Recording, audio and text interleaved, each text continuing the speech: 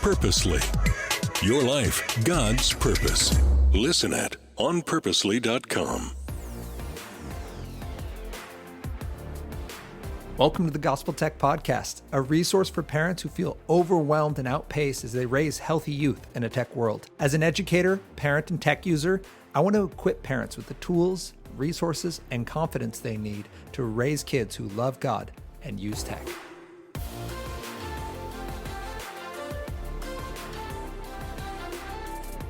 Hello, everyone, and welcome to the Gospel Tech Podcast. My name is Nathan Sutherland, and today we have with us Heath Wilson, co-founder of Aro, a device that I'm excited to introduce you guys to and to talk a little more with Heath about this idea that it's supposed to help us experience life uninterrupted.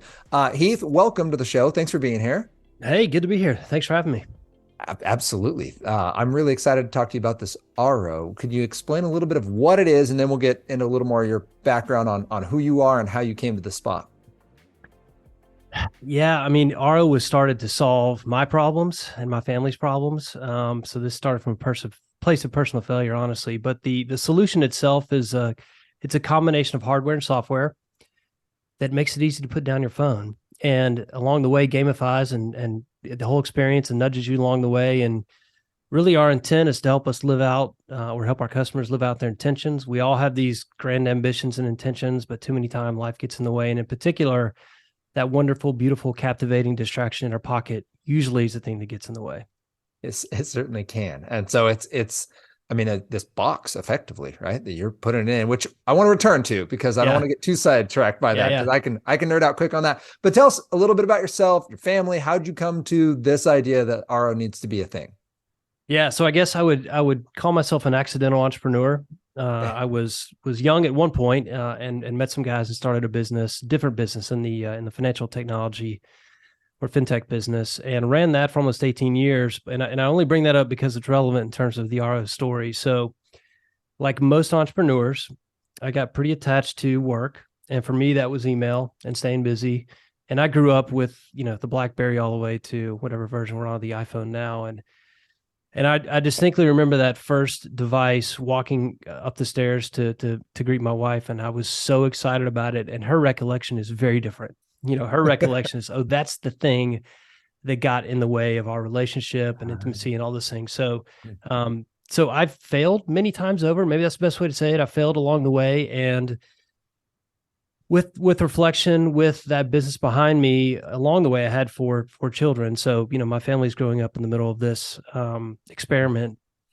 And I started to see the world through their eyes, particularly when they became middle schoolers, late elementary and middle schoolers, where I thought, oh, wow, we're on the precipice of giving them infinity in their pocket. And dad has had infinity in his pocket, and he's not been a good role model of proper usage. And even though I was, quote unquote, adulting, they didn't know any different. So living that experience, honestly, I just wanted to be better for my family. And more importantly, I wanted, our family to be better when it came to devices. And that led me down a path of research and understanding and trying different solutions and just trying to figure out how we could create something that would make it easy for our family initially to get a handle on, the management of the devices that were soon to be in our hands. Yeah. So I love that idea that, like, my kids don't know I'm adulting, and we use that a lot, right? That idea of like, well, of course I need to be on my phone because important emails, and don't you like your life? Like, this is how we afford it. Like, you come up with all these things, but at the end of the day, like, if it's not the appropriate time to be adulting, we're not really adulting well, are we? Like, we're modeling these unhealthy pieces. So I believe in one of the intro videos or like one of the interviews that I saw, you mentioned specifically your son and a school project. He had like a quote for what he wanted to get you for Christmas. Oh, it was a kick in the gut. So, I mean, and just to that point, like, they noticed at a very young age as well. So I think he was 9 or 10 at the time. And, it's one of those projects their teachers gives them. And what do you think your dad will want for Christmas? And, who knows, it's normally a tie or, some kind of electronics. And he said, I want to give my dad the gift of family time. Oh, yeah. Right? Yeah. So I read that and thought, oh goodness, right? A 9-year-old who wishes for that means I'm just not available. And, that could be a combination of, travel and other things as well. But the truth is, most of the time it was because I was adulting and I was working and I just wasn't available for him. So yeah, that was one of those moments. And there's plenty of stories like that. that again highlighted like this is a big issue. And then I had other life experiences with other people my age. I was in a couple of mentoring groups with men, and honestly, like everyone said, this device is what's keeping me from being the man I want to be, the husband I want to be, the father I want to be, the employee I don't want to be. Like it was just ubiquitous across everyone. So at that point, the light switch went on, and I thought, all right, there's an opportunity to do something about it. Yeah. So before we jump into the how does Aro help us do that, tell me a little more about your family. You mentioned a son in the process. How Yeah. many kiddos you got, and what age range are they in right now? As you said, you're raising them up kind of through the smartphone journey. Yeah, so my wife and I've been married for 21 years. We have 4 kids. Our 2 oldest, boy-girl twins, almost 17. They'll be seniors in high school. Gosh, year's almost over. So in days. Our middle son is 15. He's a freshman. He'll be a sophomore. And then our youngest daughter's 13. We welcomed her through adoption. So we've got kind of an interesting story between infertility and adoption and everything in between. But, I often tell people like we worked really hard to have these kids and fought for these kids and prayed for these kids. So gosh, I kind of need to be present because this is what we wanted. And, that time goes by so fast. And actually I've done some math recently. So again, I've got 1 more year with my 2 oldest. And if you calculate 45 minutes a night, let's just say I get that much time with them during the week because they have activities and sports. Let's say I get 4 hours in total on the weekend. If you add all of that up over the next year, I have a total of 25 days with them. Wow. Yeah. And it's not, I don't say that to be depressing. It's more of like a jolt to say the time is now, take advantage, be intentional, put down the phone is one example, but there's other examples of how we can, take advantage of that time. Yeah, no, I love that. My kids are 9, 7, and 4 right now. And you get into that, right? Like you do the math. I'm like, oh, I've got, 8 more summers with the old one, right? Like you start doing the math, like, well, then he's going to need a summer job and then he's going to like do awesome things that are great. But like, this is a really unique window. And that is just a great reminder. So you've got 4 kids, married 21 years. That's incredible. And I love what you just added of like, we've prayed for these kids. Like now like comes the investment. Like I've been given this blessing and this opportunity, and it's not punishment. It's not taking away me from my goals or whatever amazing other 100%. Things you're doing, right? Like you've been a fintech entrepreneur and now another co-founder. And I want to rest on that. I just wanted to like, let that settle a little, that idea of like, it's so easy to be so intentional in the current time and not think about what I'm being intentional for. So being intentional for our kids, which brings us to Aro. Yeah. It's a device. It's software. It's something to help me specifically in the area of my smartphone. I guess 2 parts. How do I do it? And why my smartphone out of all the devices? Yeah. Well, it is built for families, and this is where it started. We wanted to solve it for our family and for my co-founder's family. And we focused there because, look, it has to start at home. Like changes have to start at home. And we came from the standpoint of saying there's so much negativity around devices right now, demonizing the phone itself, talking about addiction. Our perspective was, look, we just have bad habits, right? And if it's just a habit, we have power over that habit. We can make changes. We just need a system, right? And we need a place. And a lot of that's built upon, habit research and understanding the habit loop and how you form good habits and stop bad habits. But the idea was that most families, most individuals just haven't thought through, like, where does this phone actually live when I don't need it? And for most of us, it lives in our pocket. And if it's not in our pocket, it's right in front of us on a table, or if we're sleeping, it's right on our nightstand, right? So we've just become accustomed over the years to having this thing with us 24 hours a day. And actually the data says that 91% of Americans keep their phone within arm's distance 24 hours a day, which is just incredible. And you talk about this a lot, but I mean, these things are designed for our attention, right? So we lack the ability, frankly, to temper our usage, and willpower gets overshadowed all the time. Discipline just doesn't last too long. It's just a challenge for all of us. So that's what led us down this path of, okay, well, can we help people create better habits? Can we make it easy or easier to begin with? And my thought was, we can't just build another app, right? We can't put the solution solely inside of the problem. There has to be, and research now tells us that the only way to limit your usage with phone is to actually have it out of sight, out of your sight line as well. So that started with hey, we also need something that can be in a kind of high traffic area in the house and a kitchen or a family room. So it has to be beautiful. It also has to be a home decor piece. And then we said, all right, well, but it needs to have a component of gamification. So then we do need an app to encourage that ongoing usage. So this is kind of combination of software and hardware that makes it easy to put down your phone. The box lives again in your kitchen or family room. It is that quiet invitation that says, hey, Nathan, hey, Heath, you're home. Now's the time to be intentional. Yeah. Your phone goes here, whatever time is sacred to you, dinner time, reading time, morning time, routines. And it becomes a little bit of a, not in a negative way, but a great scapegoat to say, hey, let's all do this together. Not just me nagging, my wife or me nagging the kids to put down their phones, but hey, let's all go RO together, as we say. And then the beautiful thing of it is once you put it inside of the device, Bluetooth connection automatically starts tracking all of your time away. Right. So it's kind of the opposite of screen time in that it quantifies all of your intentional time. And then you have the ability to tag it and say, hey, family dinner or reading or journaling or whatever, to create this kind of beautiful electronic journal. And then, of course, we're nudging you, and we're really using a lot of social media strategies to keep you coming back and to give you a pat on the back and to make you feel proud of that time you spend away from your phone. That's beautiful. That's UK would be proud, by the way. If you he would absolutely love this. So it's an actual, it's a device that I put my devices in. Is software side that tracks the time away is an interesting idea. Does it track it? It doesn't know which devices are in there though. It just knows when it's closed. So each device is going to have obviously its own app installation. So yes, it will know if it's your device or my device, your wife's device, and then you're all tracking your time independent. Now you can compete. So you could say, hey, our family's going to compete against each other. We're going to set family goals or that type of thing. So loser has to buy ice cream. That's exactly it. Or you get an allowance if you have this much time, or you're allowed to take the car out. There's a bunch of different ways. Okay. All right. So it tracks individually. It tracks as a family. Does the box lock? No. Okay, no. So it's not a time capsule situation. No. It's simply an out of sight, out of mind barrier. You drop this thing in, and it. Yeah, one of the learnings we had early on is we couldn't take a heavy-handed solution to this problem. Yeah. There is, look, I would argue that again, we're very pro phone, we're very pro technology. I would probably categorize this as anti-screen time. So.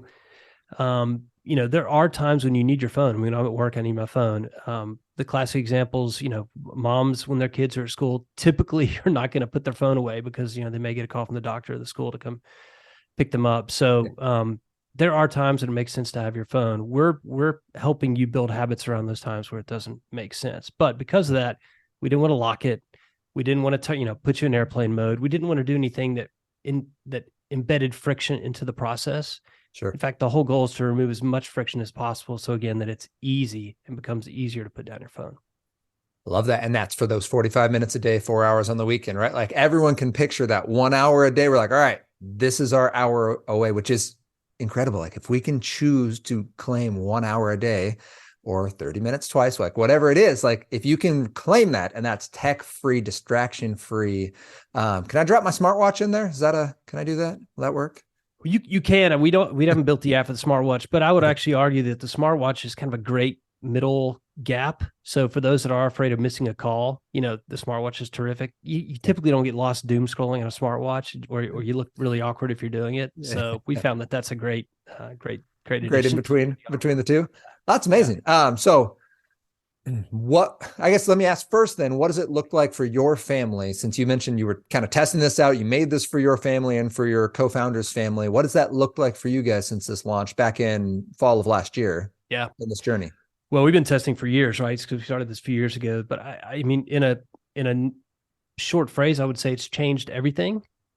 For us, we've built kind of a digital muscle around not feeling so dependent to have it with us all the time. So it's almost a reflex at this point. When we walk in the house, we're using it. One thing I've learned, which is quite funny actually, is that I'm just not that important, right? So a lot of times you carry your phone around, you think you're important, like you need to be accessible. That's just not the reality. I've also become way more comfortable that, look, if something does happen at 2:30 a.m., with a grandparent or with someone else. Like the reality is I'm not going to be able to do anything. And me finding out about it at 6:30 a.m. is not going to change anything. Yeah. Yeah. So I probably become just a little less fear driven, if that makes sense. Sure. But for us, family dinner's always phone free. For me in the morning, I've got, a rhythm and a routine around not having the phone with me.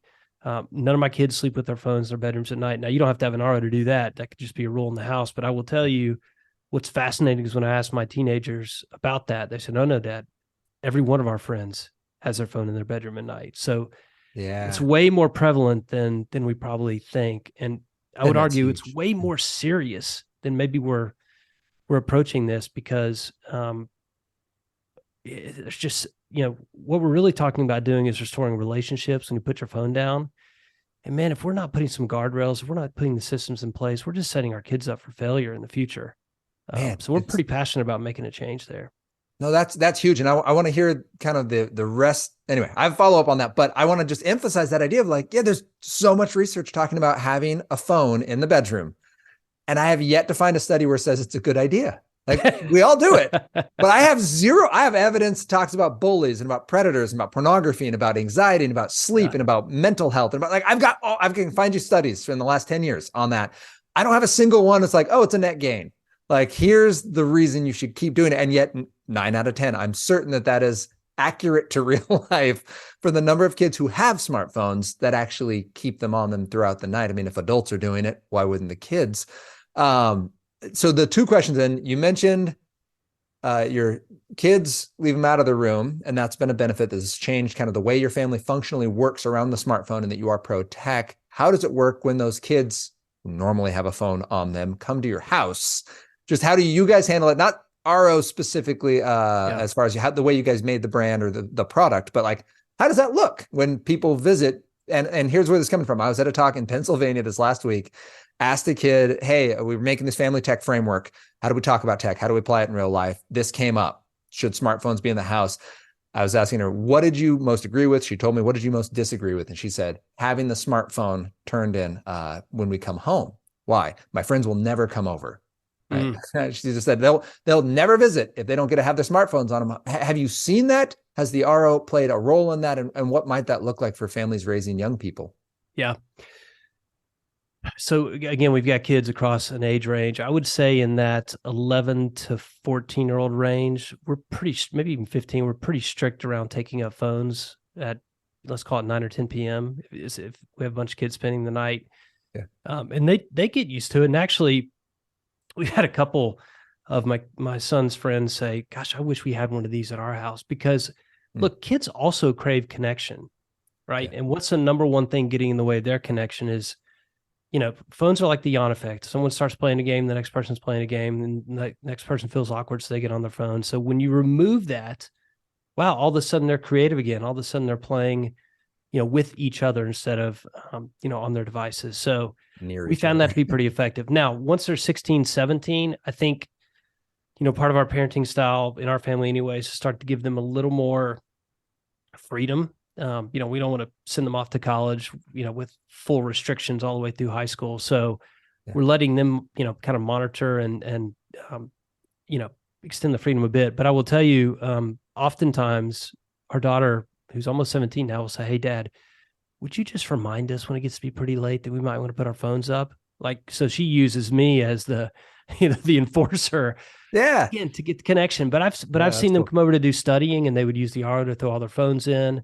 Or they'll throw them in when they go outside. So it has been, in a way, just a physical reminder that, hey, let's put these things down. Let's actually engage with each other instead of just, poking around and showing each other what's on the next, TikTok video. Right. Which is all well and good as long as it's supporting something else. But when that becomes our end, when that becomes, we're all sitting in a circle doing that, it's a bummer. So then what would you hope this looks like for another family? Like, if family uses it and you get the dream review, what would that review sound like? Well, what's been fascinating to me is when we concepted this solution, we thought it was perfectly built for families with kids 11 to 14. But what we're finding is a lot of families are incorporating it earlier. So actually, your kid's age is perfect, and even younger. I mean, there's stories of 2 and 3-year-olds taking their parents' devices and putting them in in the RO. And the reason they do that, and actually this is a quote from one of our customers, she thought she had lost her phone. So she asked her, I think 4 or 5-year-old daughter, said, "Hey, honey, where do you know where my phone is?" She said, "Yeah, I put it in the box thingy." She said, "Well, why'd you put it in the box thingy?" She goes, "Because you play more with me when it's in the box thingy." Yeah. Right. So we like to say people that love the RO the most are the kids who don't have phones, because it equalizes the relationship in the family. Yeah. So my hope is for this next generation that they can be the ones finally who have been modeled the appropriate relationship with devices, and they see their parents disengaging from their devices. Because look, in these conversations, it's easy to focus on the kids. The truth is the adults are the ones who are doing it wrong right now, because we're figuring this out as well. So if we can see that next family, by the time their children get phones, it's almost automatic for them to put it away, right? Instead of automatically putting it in their back pocket. That's a huge win.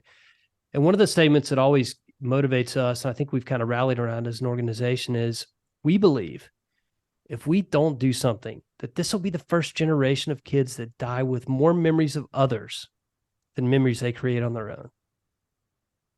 Think about that, because all they're doing is watching other people through their screen. Yeah. Instead of being out in the yard playing, instead of whatever That's it is, coming up with a game, playing a board game. So we're really focused on, hey, let's help these kids create memories of their own instead of living vicariously through someone else. Yeah. It's like the parasocial thing has gone all wrong. Like, yeah, I'm not just enjoying someone else, I'm experiencing their enjoyment. Yeah. Right? Like it crosses that line if I'm not having my own. And I love that. So the phrase you said was you want to help them make memories of their own rather than, because they could grow up and have more memories of other people's lives than their own. Yeah. Yeah, that's solid. So RO then gives us the space to do that. It gives us the intentionality, models it. I would say I will second this idea that what I'm witnessing is kind of a groundswell of young people pushing back, both against the industry with their purchasing habits, but against their parents, and be like, no, I want something more akin to like a dumb phone. I want the thing that gives me my tool tech. It has the GPS, it takes pictures, it shares with friends, it communicates, and then it quits heckling me for my attention, right? I want something more akin to Microsoft Word than to TikTok. Like I want something that does the stuff I want to do and nothing else. And certainly there's social media platforms and stuff they want on there, but it is interesting to watch some of that pushback. And I think what you're just saying there, even down to 5 years old, of our kids recognizing that we as adults don't do it perfectly. So that's amazing. Thank you so much. Where can people find out more about the RO, about what you guys are doing? I mean, here in stateside, like, can we get this thing? Where can we get it? How does it work? Yeah, no, we've been selling for a few months now. It's at goaro.com, GOARO.com. And then mostly on Instagram, it's GoRO now. It is a membership, so it's not a one-time consumer purchase. Okay. It's a membership. It's anywhere from $12 to $18 a month, depending on, how long and how you pay. We really wanted to remove all that friction so people could get their hands on it. And the feedback's been amazing. I mean, we love the stories like, a daughter telling her dad, an 8-year-old daughter telling her dad it's the first time he's ever watched a movie with her without his phone. We have people telling us they've reduced their screen time by, crazy amounts. And it's just fun to see an entire family get set up and you can see them start to compete with each other. Again, especially at a young age where you have the ability to instill those habits and just change their trajectory for how they're going to use these, again, amazingly powerful, wonderful devices that we were just trying to figure out. Yeah, that's amazing. Well, thank you, Heath, for your time and for creating an awesome device. I'm excited to see more families use it. And if you're listening to this, you want to know more, you can check out goaro.com. And you guys have a podcast as well. Is that correct? We do. We talk with people who strive to live intentionally. So a bunch of cool conversations, everything from Olympic skaters to NFL athletes to authors and in between. That's amazing. And that's just, is it the RO podcast? It is called the RO podcast. Yeah. The RO podcast. Awesome. Well, thank you for your time, Heath. Awesome. Thanks, Nathan. And if you have any questions about Gospel Tech, you can go to gospeltech.net or you can contact me directly, nathan@gospeltech.net. That's where you can sign up for workshops to bring me into your church or your school or organization, and also where you can just get resources for your family. You are also welcome to join us next week as we continue this conversation about how we can love God and use tech.